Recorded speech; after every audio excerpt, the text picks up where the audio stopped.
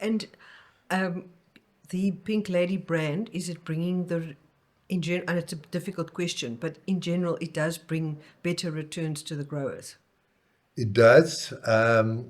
I wouldn't say it is as great as it used to be. Uh, it's. I think in hard times it definitely will be. I mean, what is interesting, Pink Lady sells at about 30 to 50% more expensive than say Royal Gala in the markets in UK. When it goes on promotion at the same price as Royal Gala, the sales are unbelievable because it's seen as a Premium top product. premium variety and everything, and now you can buy it at the same price. It does go on the shelves.